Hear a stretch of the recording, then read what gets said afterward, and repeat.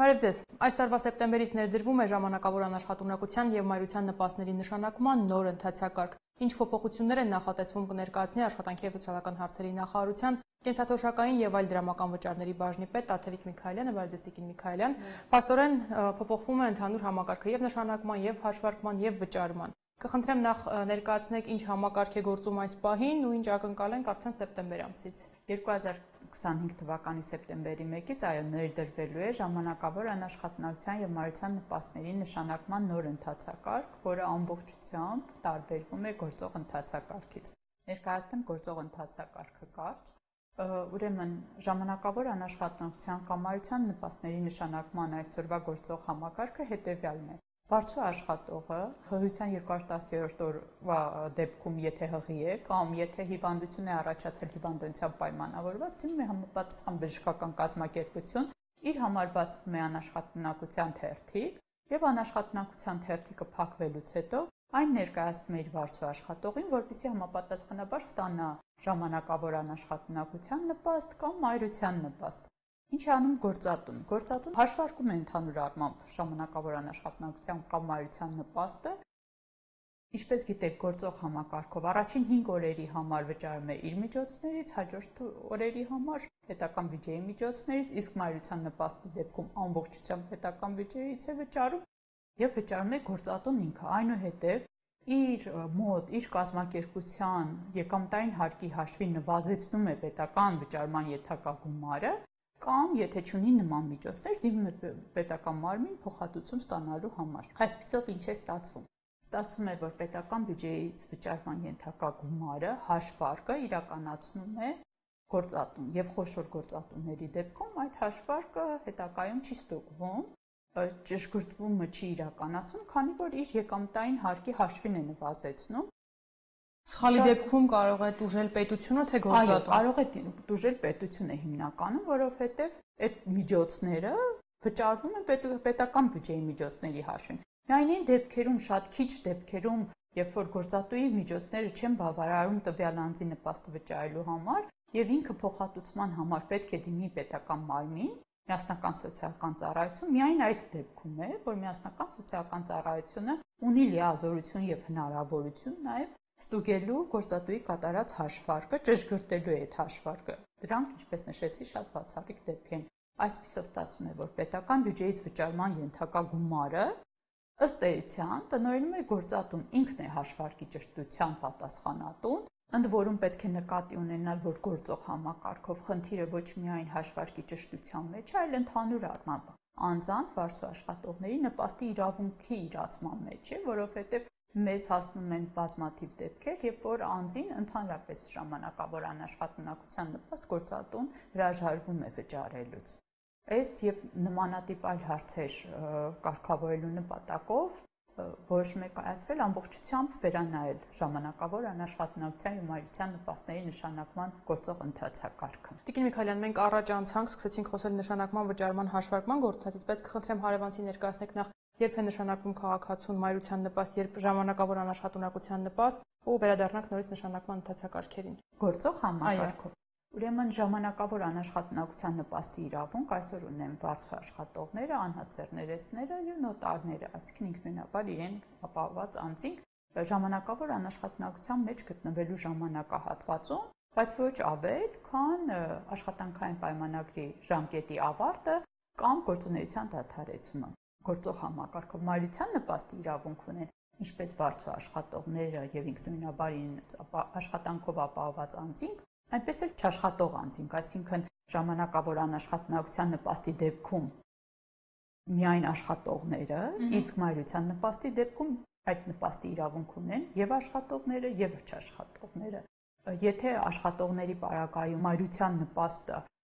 հաշվարկվում է հղիության ծննդաբերության արձակուրդի իրավունք ունենալու ամբողջ ժամանակահատվածի դեպքում, դա կարող է լինել 140 օր, բարձր ծննդաբերության դեպքում եւս 15 օր է ավելանում, միաժամանակ մեկից ավելի երեխաներ ծնվելու դեպքում եւս օրեր են ավելանում, ապա չաշխատողի պարագայում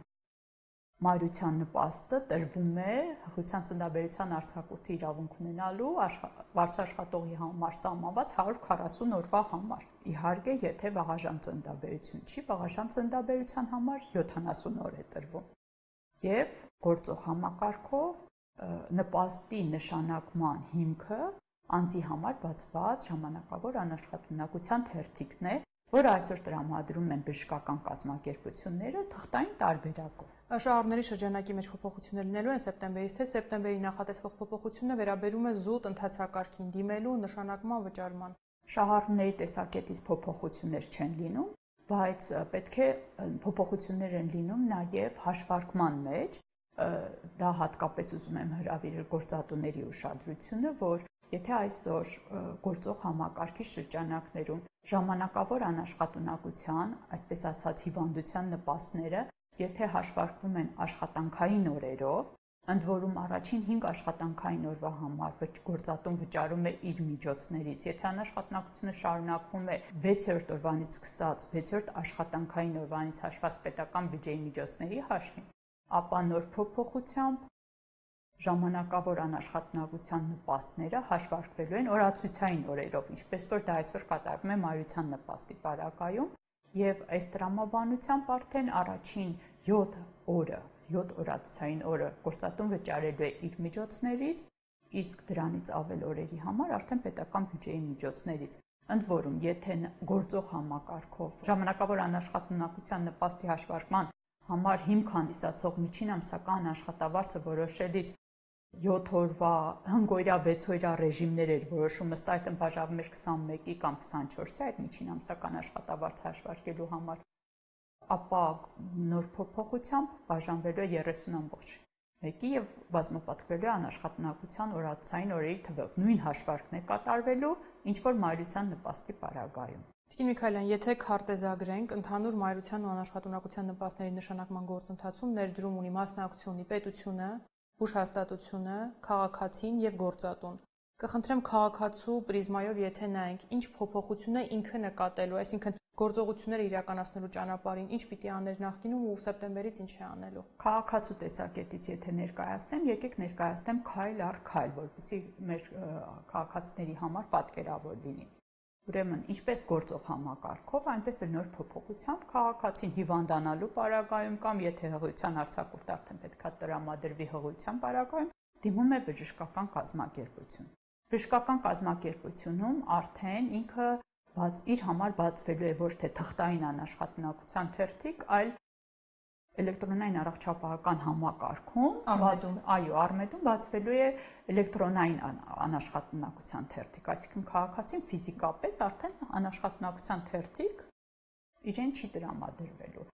Երբ որ բացվելու է անաշխատունակության թերթիկ, քաղաքացին պետք է նկատի ունենա, որ եթե գործող համակարգով ինքն էր որոշում տանել այդ թերթիկը գործատուին, թե չտանել այդ թերթիկը գործատուին, այսօր արդեն այդ թերթիկ բացված անաշխատունակության թերթիկը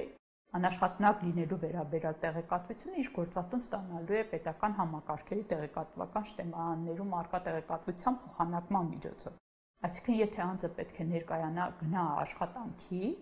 անաշխատունակության մեջ լինելու պարագայում, ավելի լավ է իր համար անաշխատունակության թերթիկ չբացվի։ Հակառակ պարագայում, եթե բացվեց անաշխատունակության թերթիկ, գործատուն այդ մասին իմանալու է եւ գործատուն պարտավոր է ժամանակահատվածի համար իրեն աշխատավարձ չվճարել, որովհետեւ վճարվելու է նպաստ։ Շարունակելով ընթացակարգի նկարագրությունը, քաղաքացին երբ որ բացում է անաշխատունակության թերթիկ, այնտեղ մի հատ լրացուցիչ տեղեկատվություն պետք է տրամադրի բժշկական կազմակերպությանը։ Այս պահին թե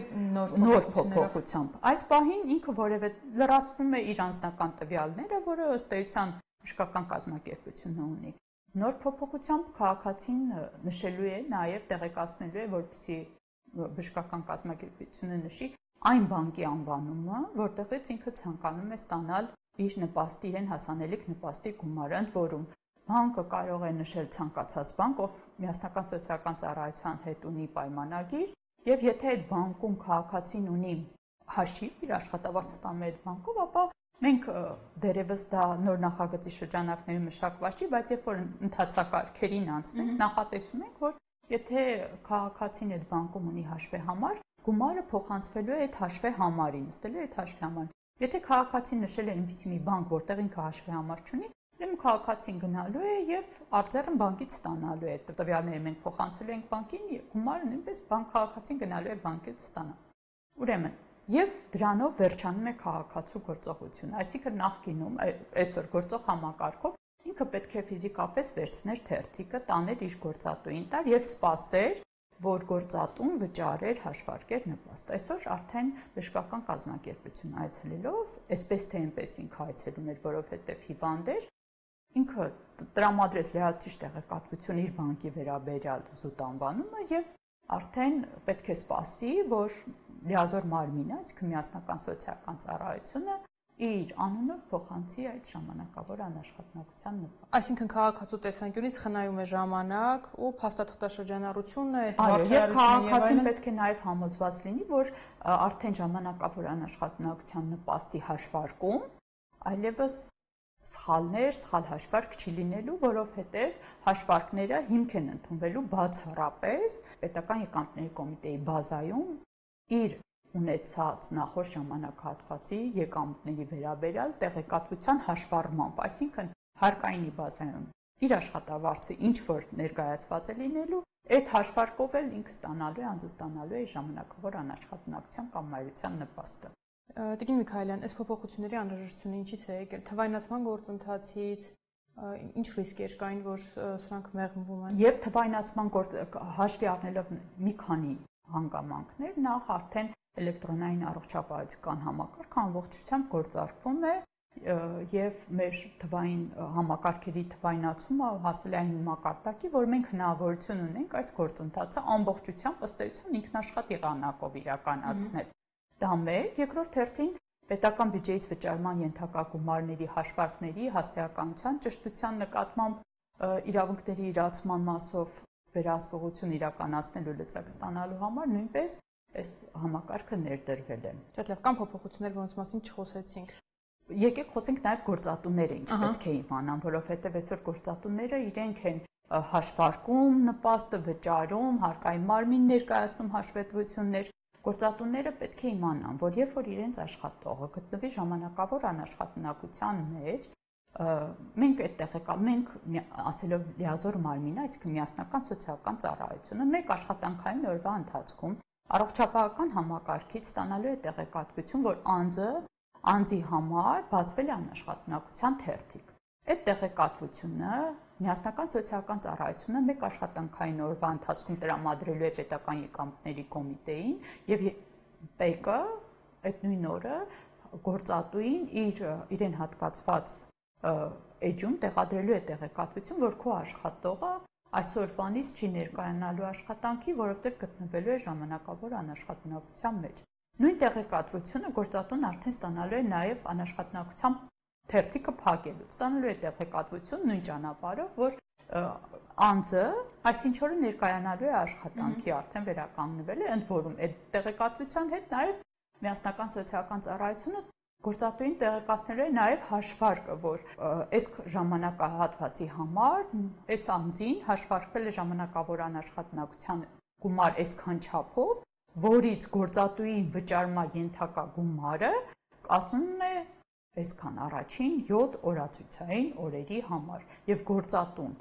լիազոր մարմնի ստացած հաշվարկի հիման վրա պարտավոր է առաջիկա աշխատավարձի համար օրենսդրությամբ սահմանված ժամկետում իրականացնել վճարում։ Այսինքն գործատուն այլևս որևէ հաշվարկում չի մասնակցելու եւ ստանալու է տեղեկատվությունը սահմանված ժամկետում վճարի իր համար վճարման ենթակա գումարը բարձր աշխատողին։ Եվ գործատուները եւ քաղաքացիները ունեն որևէ անելիք մինչեւ սեպտեմբերի 1-ը։ Ոչ, իրենք որևէ անելիք չունեն, գործընթացը շարունակվում է այսօր ոնց եղել է, այսինքն գործատուները նույն ձև շարունակելու են վճարել ժամանակավոր անաշխատունակության եւ մայրության նպաստներ թերթիկների հիման վրա, արդեն այն դեպքերում, երբ որ ժամանակավոր անաշխատունակության առաջին օրը լինելու է 25 թվականի սեպտեմբերի 1-ը կամ դրանից հետո, արդեն գործատուները որևէ գործողություն ըստ էության չունեն, մինչև սպասեն իրենց ՊԵԿ-ի համակարգերում արկա տեղեկատվություններ այն մասին, որքան է կազմելու իրենց վճարման ենթակա գումարը եւ այդ գումարները հարկեն վճարեն աշխատողներին։ Շնորհակալություն, իսկ մենք այսքանն ենք նախատեսել այսօրվա համար, կհանդիպենք հաջողություն։